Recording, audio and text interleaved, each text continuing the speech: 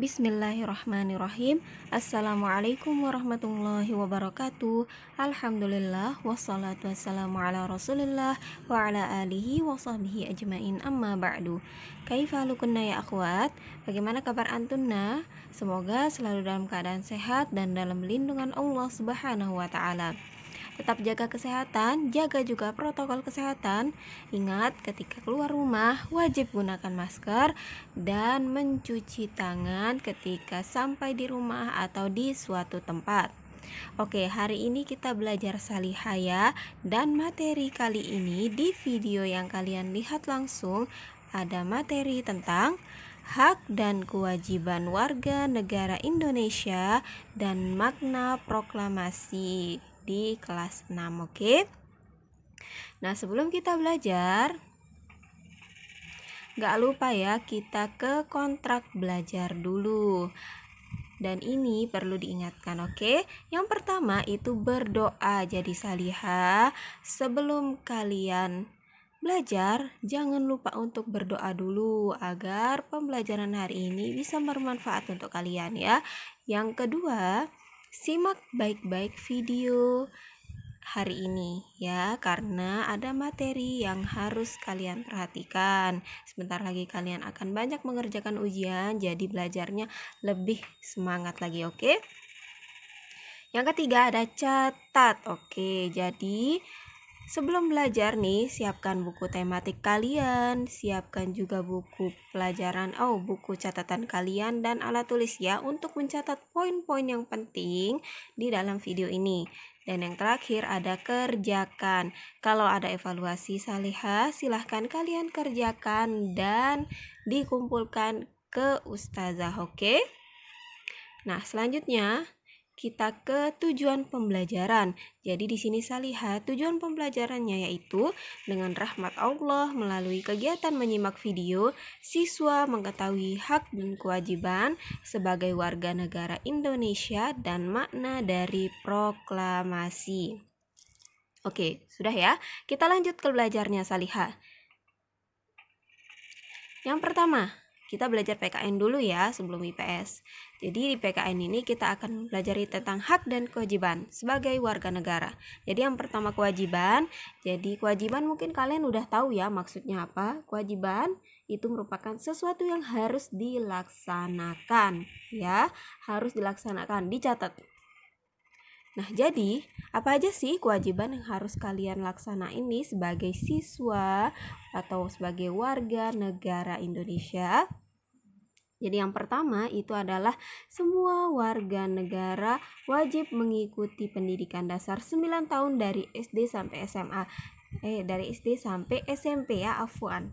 Jadi salihah, kewajiban kalian sebagai warga negara yaitu mengenyam pendidikan atau mendapatkan pendidikan dasar, yaitu ada 9 tahun dari SD sampai SMP.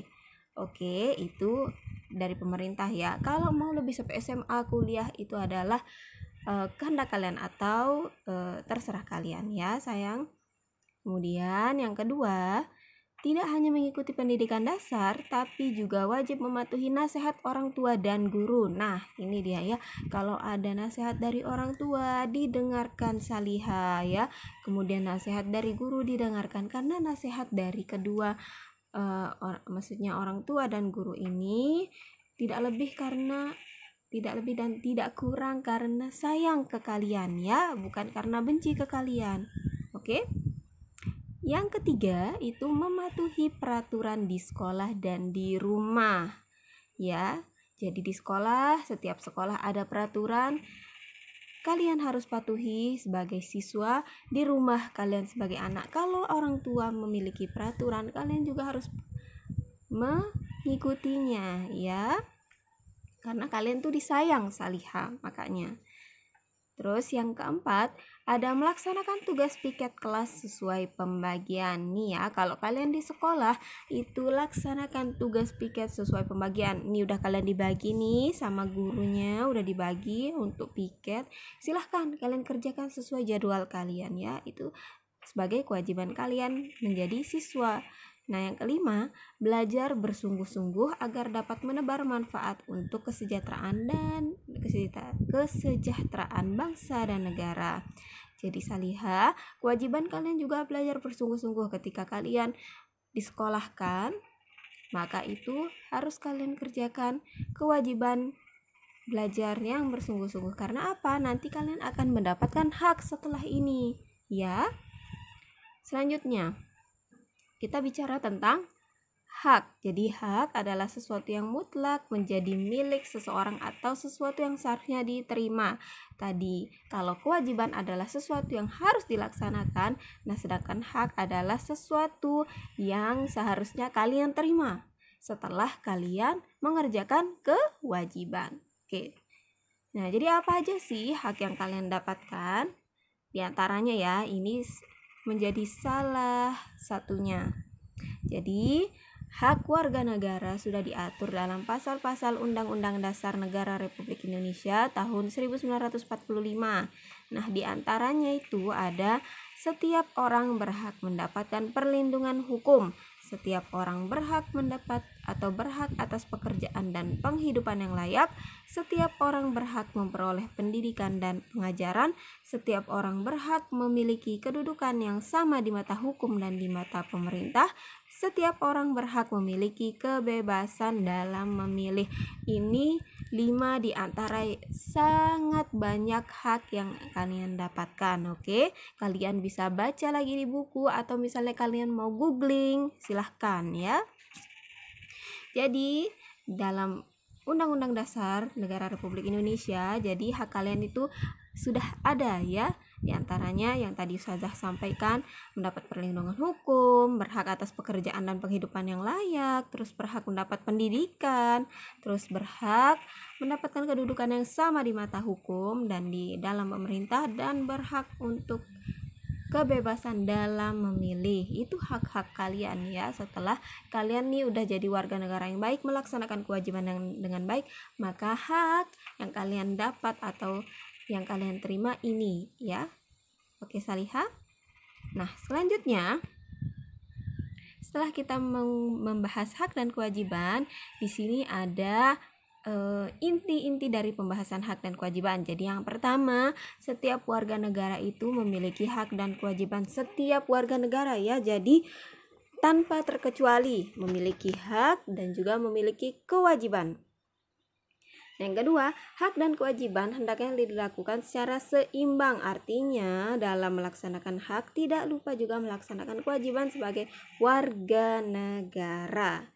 Oke, seimbang ya. Nggak hak melulu yang diminta, tapi kewajiban nggak dikerjain. Begitu juga sebaliknya. Jadi harus seimbang, sama rata. Yang ketiga itu ada kewajiban itu bahkan lebih diutamakan dikerjakan terlebih dahulu. Jadi Salihah, sebelum kita menuntut hak kita, sebaiknya kita juga sudah mengerjakan kewajiban kita dengan baik. Maka silahkan tuntut hak yang kita punya, oke? Yang keempat, banyak manfaat yang dapat dirasakan warga negara Indonesia atas terpenuhinya hak yang dimiliki. Contoh, manfaat yang diperoleh dari pemenuhan hak atas pendidikan dan pengajaran yaitu mencerdaskan kehidupan bangsa yang tercantum dalam pembukaan Undang-Undang Dasar Negara Republik Indonesia tahun 1945 alinea 4. Ya, itu salah satu contohnya nih yang kalian dapatkan. Masih banyak antara kewajiban dan hak yang kalian kerjakan dan kalian dapatkan. Ya, bisa dibaca lagi. Selanjutnya, setelah kita ngebahas ini, kita ngebahas di PKN tentang tanggung jawab Salihah ya. Wujud tanggung jawab sebagai warga negara. Jadi, ketika kalian mengerjakan hak dan kewajiban, maka di dalamnya ada tanggung jawab Salihah. Apa sih tanggung jawab itu? Jadi, tanggung jawab merupakan kesadaran manusia akan tingkah laku atau perbuatan, baik yang disengaja maupun tidak disengaja. Jadi, tanggung jawab sebagai warga negara Indonesia dapat diterapkan dalam kehidupan sehari-hari nih, yaitu ada memahami dan mengamalkan Pancasila dalam berbagai bidang kehidupan baik politik, ekonomi, sosial maupun budaya. Contoh, menghargai pendapat teman saat diskusi dalam kelas. Yang kedua, ada menjadi pelajar yang rajin, pintar, dan berprestasi. Kemudian yang ketiga ada melaksanakan kewajiban membayar pajak. tertib membayar pajak berarti melaksanakan tanggung jawab sebagai warga negara. Nah, ini ya, nyambung dia ke kewajiban. Ketika kalian sudah melaksanakan kewajiban kalian dengan baik, maka kalian mendapatkan hak ya. Adanya tanggung jawab atas kewajiban kalian, maka silahkan kalian meminta hak kalian, oke? Ini ya salah satu atau salah 3 contoh di antara sangat banyak contoh dari tanggung jawab. Kemudian setelah ini kalian akan membahas ke tanggung jawab tidak hanya tercermin dalam pelaksanaan kewajiban, tetapi juga contohnya pada hak dengan benar, yaitu memanfaatkan sumber daya alam sesuai kebutuhan, hemat dalam memanfaatkan sumber daya alam, memanfaatkan sumber daya alam dengan tetap menjaga kelestariannya. Oke, ketika kalian sudah melaksanakan tanggung jawab yang baik terhadap kewajiban, maka tanggung jawab terhadap hak juga ada Salihah ya. Ketika kalian mendapatkan sumber daya alam yang kalian butuhkan, kemudian kalian juga ketika sudah mendapatkannya, maka berhematlah. Itu cara melaksanakan hak yang baik ya. Kemudian ada memanfaatkan sumber daya alam dengan tetap menjaga kelestariannya ya. Ketika kalian sudah diberikan sumber daya alam, maka berhematlah karena masih akan banyak manusia yang menggunakannya. Berhematlah. Kemudian selanjutnya menjaga kelestariannya Salihah ya. Karena kalau kalian cemari, maka banyak orang yang tidak akan bisa mendapatkannya lagi. Seperti itu Salihah ya. Kemudian selanjutnya kita langsung ya Salihah ke IPS nih tentang makna proklamasi. Jadi proklamasi itu berasal dari kata proklamatio dalam bahasa Yunani Salihah ya, yang memiliki arti pengumuman resmi kepada seluruh rakyat. Jadi proklamasi kemerdekaan ini juga memiliki makna yang lain, diantaranya proklamasi sebagai puncak perjuangan bangsa Indonesia ya. Ketika proklamasi ini dibacakan, teks proklamasinya dibacakan, maka itu menjadi puncak dari perjuangan bangsa Indonesia terhadap penjajahan dari warga asing ya, orang asing. Dari penjajahan Belanda maupun Jepang. Kemudian yang kedua, proklamasi sebagai awal terbentuknya Negara Kesatuan Republik Indonesia. Kemudian yang ketiga, proklamasi kemerdekaan sebagai titik tolak perubahan hukum kolonial menjadi hukum nasional ya, karena sudah terbebas dari penjajah, maka Indonesia mendapatkan perubahan hukum menjadi hukum nasional ya, bukan hukum kolonial. Kemudian yang keempat, ada masyarakat yang adil dan makmur. Nah, selanjutnya nih, kalian perhatikan di sini ada teks proklamasi ya. Jadi, teks proklamasi ini dibacakan oleh Presiden pertama Republik Indonesia Insinyur Soekarno pada hari kemerdekaan tanggal 17 Agustus 1945. Dicatat Salihah ya, diingat. Pokoknya ini di luar kepala ya. Oke, sudah? Kita lanjut ya. Jadi, bangsa Indonesia memiliki kewajiban untuk mempertahankan kemerdekaan dan mengisi kemerdekaan yang telah diraih dengan cara, jadi ada kewajiban yang kalian kerjakan ya. Tadi kita udah bahas kewajiban ini, berarti kalian udah tahu ya konteksnya kewajiban itu apa. Jadi yang pertama, meningkatkan taraf kehidupan bangsa. Kedua, memajukan kesejahteraan umum. Ketiga, mencerdaskan kehidupan bangsa. Dan yang keempat, ikut melaksanakan ketertiban dunia. Ini salah satu contoh yang besar ya. Jadi contoh-contoh yang lain bisa kalian baca di buku. Kemudian, nah yang selanjutnya ini cara mempertahankan negara Republik Indonesia sebagai warga negara yang baik. Jadi banyak cara yang dapat kita lakukan untuk mempertahankan kemerdekaan negara Indonesia. Nah, diantaranya nih ada beberapa contoh. Yang pertama, melestarikan budaya daerah sebagai akar budaya nasional selama tidak bertentangan dengan syariat Islam. Yang kedua, berkompetisi dalam meraih prestasi. Yang ketiga, menggunakan produk buatan dalam negeri. Yang keempat, menghormati antar sesama. Yang kelima, menaati peraturan yang berlaku. Jadi Salihah, kita sebagai warga negara nih bisa mempertahankan negara kita nih dengan cara apa? Melestarikan budayanya ya. Jangan sampai budaya itu jadi punah ya Salihah, dan melestarikannya ini jangan lupa tidak bertentangan dengan syariat Islam. Oke? Kemudian berkompetisi dalam meraih prestasi, ini juga bisa ya, berkompetisi dengan negara lain, siapa tahu kan secara internasional, menggunakan produk buatan dalam negeri. Ketika di dalam negeri ada produk yang bagus dan baik, silahkan lebih baik kalian gunakan daripada produk yang dari luar negeri. Oke? Yang keempat, ada menghormati antar sesama, ya paham kalian menghormati. Dan yang terakhir, menaati peraturan yang berlaku. Nih, seperti yang kita bahas di PKN tadi ya, menaati peraturan yang berlaku itu termasuk kewajiban juga ya. Kemudian di sini ada upaya peningkatan kesejahteraan masyarakat, masih di dalam cara mempertahankannya ya, pertahankan negara Republik Indonesia. Yang pertama, dari pemerintah daerah dan pemerintah pusat dapat memberlakukan pembangunan hingga ke pelosok desa. Afwan, di sini ada salah tulis. Jadi, yang pertama itu dari pemerintah daerah atau pemerintah pusat ya, membuat atau memperlakukan pembangunan hingga ke pelosok desa ya. Jadi desa yang di pelosok nih masih banyak yang tidak tersentuh oleh pemerintah, dan seharusnya itu bisa dijadikan pembelajaran ya, agar artinya apa? Pemerintah bisa pemerintah bisa melihat sedikit kepada desa-desa yang di pelosok sehingga membangun desa tersebut. Paham ya? Kemudian yang kedua, dengan membangun pedesaan kesejahteraan, kesejahteraan masyarakat di desa akan meningkat karena adanya sektor pertanian yang memiliki ketahanan paling tinggi ketika negara dilanda krisis.